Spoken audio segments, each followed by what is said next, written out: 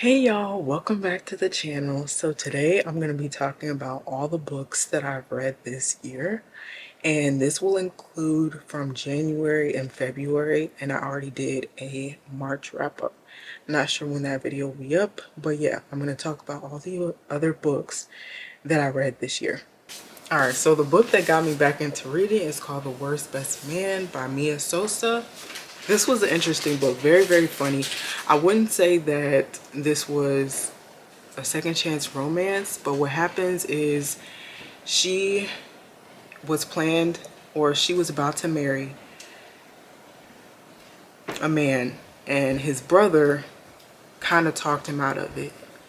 So years later, she ends up meeting the brother, and yeah, some things happened between them. So this was a light, fluffy romance. I picked this up years ago. I don't remember exactly when I picked it up. And then I decided to get back into reading this year. So this was the first book that I read. I wanted to start with books that I already bought years ago that I had never read. So I decided to start with this one, and I was pleasantly surprised. I enjoyed this book. I definitely would recommend it. Alright, so the next book is called Love Radio. I love the cover of this book. And this is by Ebony Liddell. And I really, really enjoyed this book. This is a YA read, so nothing too much going. Oh yeah, I forgot to say, this book definitely has a little bit of spice in it. This book did not, not obviously, but because they're in high school, and this situation was, it definitely goes over essay. Something happened to her, and he is trying to prove that she's gonna fall in love with him. So this was a cute, fluffy romance. He takes her on these cute dates that I feel like everybody should take their girlfriend on, especially if you live where they live. I believe they live in, where do they live? Because I read this a little while ago. Detroit. They live in Detroit, so there's lots of great places to go there. But yeah, this was definitely a cute read. I would definitely recommend this book. The main characters, I forgot, I didn't mention the main character's name. And the other one either, I'll go back. So the main characters in this are called Prince Jones and Danny. And also Prince is a DJ. So he makes like a playlist for her and everything. It's really, really cute. This one, the main characters in this one are Carolina and Max. And like I said, they were so cute and funny together. So yeah, I would definitely recommend these two. So the next book that I read is called To Catch a Killer by Cheryl Scarborough. And this is another YA read. And this is about Aaron and I forget the guy's name in the book. Journey. This is about Aaron and Journey, and her mother was killed 14 years ago. So she's trying to solve the murder. Like I said, this is YA, so it's, it's kind of, nothing crazy happens, but it is like a murder mystery. But yeah, I enjoyed it. I enjoyed Aaron's journey and I enjoyed Aaron and Journey both in this book, and what they go through to find out what happened to her mother. Yeah, this was a good read. I would definitely recommend this. Alright, the next read is called Excuse Me While I Ugly Cry by Joya Goffney. And this was so cute, y'all. This actually started out, I didn't like the main character at first, Quinn. At first I was like, she was getting on my nerves. She was getting on my nerves. But she ends up teaming up with Carter to figure out what happened to her journal. And she's one of those people who she likes to make lists in her journal, and that's what she's holding right here. It's red. So yeah, she's trying to figure out what happened to it because it was taken from her. Not taken from her, but they kind of like exchanged. She exchanges journals with somebody she didn't mean to, and she teams up with him, trying to see if he can help her find it. And they have feelings. She has feelings. He has feelings. They have feelings for each other. But yeah, it was a cute, fluffy romance. And like I said, well, I don't know if I said this before, but this was a YA book. This was so cute. You know, at the beginning I didn't like her, but she goes on a journey throughout the book, and then, you know, by the end I did like her. She was nice, fun to be around. But before, no. But yeah, this was such a cute book. 10 out of 10, definitely would recommend. Okay, so the next book I don't currently have, but it is called The Housemaid. And if you saw my March wrap up where I talked about The Housemaid Secret, The Housemaid is the first book in the series, and Millie is hired by Nina Westchester, and she realizes that something's off with Nina. Something's off with Nina, and she just wonders what it would be like to be in her place, because Millie is at a crossroads in her life. I don't want to give too much away because I want you to read the book. The book was great. 5 out of 5 stars for that book. The Housemaid was so good. I loved it. It was such a quick read, y'all. Like, you get into that book so quickly. You're like, oh, I don't want to stop reading. And most people I know finished it in one day. I finished it in 2 days. It was, you know, it was that great. But most people I know finished it in one sitting. Like, it was so good. Millie is hired as a housemaid at Nina Westchester's house. Nina has a daughter and a husband. And like I said, Millie realizes that something is wrong with her. And so she tries to figure out what's going on, like, in that house. She says the only one she feels like is normal is the husband, Andrew. But Andrew also has a secret. So yeah, check out The Housemaid. 5 stars. I would definitely recommend that book. All right, so next is called By the Book by Jasmine Guillory, and this was a Beauty and the Beast retelling. And if you know me, then you know that Beauty and the Beast is my favorite Disney movie, because Belle is the only Disney princess that reads. But anyway, I enjoy Beauty and the Beast, but I love this retelling because they're both black. But it's not even the fact that they're both black. It's the fact that they are black, but they're just living their lives. And the author, Jasmine Guillory, doesn't make it seem like they're doing anything that regular people don't do. So this book was, I believe this book was also recommended by Reese Witherspoon. But yeah, I love this book. It's in a series with other books, but this is the only one that I read. And I love the cover. It's so beautiful. It has the roses and everything. This was a great retelling. The main characters are Isabel Marlowe, and the other one, his name is Bo Towers. And I'll read the back of this one. Isabel is completely lost. When she first began her career in publishing after college, she did not expect to be 25, still living at home, and one of the few black employees at her publishing house. Overworked and underpaid, constantly torn between speaking up or stifling herself, Izzy thinks there must be more to this publishing life. So when she overhears her boss complaining about a beastly high-profile author who has failed to deliver his long-awaited manuscript, Isabel sees an opportunity to prove her worth and finally get the recognition she deserves.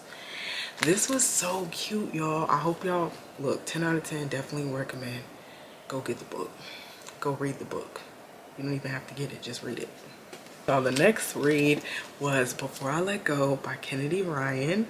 As you can see, I first started tabbing with this book. They look out of control. I know. I got it back together with this book, and I love to match the cover of the book. It just goes together. But anyways, Before I Let Go, if you haven't heard about this book, I don't know where you've been, but this is about Yasmin Wade and Josiah Wade, and it's a second chance romance. Characters had gotten divorced. I think it had been about 2 years, and we just go on that journey of them going through life, but also attacking issues that have come up in life, as far as, you know, what's going on with their children. They have 2 kids together, Raheem and Deja, and Deja was she was low-key disrespectful, but I'm not gonna talk about it. She was going through a lot. The whole family goes through a lot in this book. They all end up going to therapy, but this was a great read. Great read. And if you watch my March wrap up, then you know that I watched that I watched, you know, that I read, This Could Be Us. And I love that book a little bit more than I love this book, but I love this book. This was a great, great read. Definitely 10 out of 10 would recommend. You should read it. You should definitely read this book. All right. The next book that I read is called The House of Eve by Sadika Johnson. And this was a great book, y'all. This is historical fiction, and it also goes between the stories of two different women, and you not figure out, but you go through the things that they're going through in, I want to say, the 1940s. Let's read, shall we? 1950s, I'm sorry. In 1950s Philadelphia, 15-year-old Ruby Pearsall is on track to become the first in her family to attend college in spite of having a mother more interested in keeping a man than raising a daughter. But a taboo love affair threatens to pull Ruby back down into the poverty and desperation that has been passed on to her like a birthright. Eleanor Quarles arrives in Washington, D.C. with ambition and secrets. When she meets the handsome William Pride at Howard University, they fall madly in love. But William hails from one of D.C.'s elite wealthy black families, and his parents don't let just anyone into their fold. Eleanor hopes that a baby will make her finally feel at home in William's family and grant her the life she's been searching for. But having a baby and fitting in is easier said than done. With their stories colliding in the most unexpected of ways, Ruby and Eleanor will both make decisions that shape the trajectory of their lives. Yeah, so I just wanted to read that for you. There's so many great moments in this book. As you can see, I tabbed it as well. This was a great read. Definitely 5-star read. 5-star read. What was going on in 1950s with women? I mean, whatever's going on with women is always something that will impact like future generations, I think. But the fact that people were not getting rid of, but transferring children in different ways was just really crazy. And I never knew that things like that happened. And based off the author's actual not personal history, but some things that happened in her family, this sounds like, you know, it could have happened. It sounds like it was a true story. And even back then, people didn't want to let infertility get in the way of having, you know, the American dream, so to speak. I love this book. I love this book. It was a great book. It was kind of sad, but it was like a sadness that, I don't know, it's just like one of those things in life, you know, like something that people went through. But this was a great book. This book had been floating around Book Talk, people saying you should read it. I don't want to give too much away, but I loved this book, and you should definitely pick it up and read it if you like historical fiction. 10 out of 10 would recommend. All right, the next book is called The Couple Next Door, and this is by Shari Lapena. Shari Lapena. I hope I'm saying that correctly. This was a good book, y'all. It's not that thick. It was a great read. I think I read this in like 2 days. So what happens is a couple who goes next door to a party. They just had a baby. I believe the baby is only like 6 months old or something. The baby is young, y'all. The baby goes missing. They left the baby at home alone, even though they live next door. And I was like, that's crazy. But yeah, they did it. And you, like, after the baby goes missing, you could tell that they're having some relationship problems. The two main characters are Annie and Marco, but also Annie's parents are involved. It did kind of start out slow, but as you get into it, you're like, wow, this is so interesting. I think my favorite character is the investigator. I forget his name. What is Detective Raspach? I don't know. The detective was like literally so funny. He was hilarious. Like, not in a like funny way, but in like a, I guess, an ironic way. I don't know. He was funny. This was a great book. Definitely should pick this up if you want to get back into reading. 10 out of 10 recommend. And honestly, I feel like the twist in this book is, well, you'll kind of suspect it, but at the same time, I don't know. I guess I didn't think what happened was going to happen. That's why I thought this was a great book. All right, and then the last book is 7 Days in June by Tia Williams. This was my first read by Tia Williams, and then I read A Love Song for Ricky Wilde, which was a great book, and it's set in 2024. But this book, y'all, this book was so hilarious. Tia Williams writes like you're in whatever year she's in. So I believe this was set in like 2018.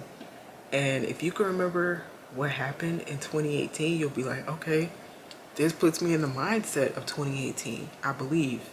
Correct me if I'm wrong. This book was hilarious. One of my favorite, and I don't want to give too much away, but this also is about healing. The main character, Eva, and then the guy character, Shane, it's a second chance love story. And Eva has a condition where she has like migraines and stuff, like very bad migraines. And Shane is a previous addict. I'm not gonna tell you what he's an addict of, you should read the book. But he's a previous addict, and so they had this brief thing when they were teenagers, and then something separated them, and they have the opportunity to reconnect. And they actually reconnect on a stage at a convention or something. And they have one of those conversations where you feel like you intruding because those two people are like being private and intimate. But yeah, this was such a cute, funny love story. Yeah, I love this book. The things that she said, they were just like spot on. Like there was just so many funny parts. So many funny parts. Also, they're both authors who have been writing messages to each other in their work. And if that doesn't make you want to read the book, I don't know what will, because this was a great book. I'm telling you, like, this was a great book. If you love romance, as you can see, I do love romance because the majority of my reads were romance. All the books that I read previously, I would definitely recommend. But yeah, this one, loved it. It was hilarious. So one of my favorite things that she says in this book is when life got too challenging, she watched Insecure. Like, it's for the culture. It's for the culture. Also, she wrote one of the most articulate, brilliant 12-year-olds, I think, that I've ever read. I actually loved Eva's daughter. Eva's daughter's name, Audrey. I don't know how I forgot that. Her daughter's name is Audrey, and she named her after somebody in Black history, another author, I believe. The daughter was written so well. The friends were written so well. Each supporting character had great, like, things to say about Eva and Shane. Like, nobody said the wrong thing. And it was just like an all-around great book. I can't find the quote right now, but she also mentioned, not she, but Shane mentioned something about how in The Lion King, he felt like the circle of life was like a sham. And he was saying how it was funny how they were telling them, y'all just need to keep on working and doing what you're supposed to be doing and getting eaten, and that's the circle of life. And I took that as an analogy for life, but I don't know, I just thought the whole thing was funny that he was talking about that she mentions The Lion King in his book. But I'm telling you, there were so many funny things in there. I hope you guys enjoyed this video about all the books that I've read. I would recommend all of them, and I will see you guys in the next video. Bye guys.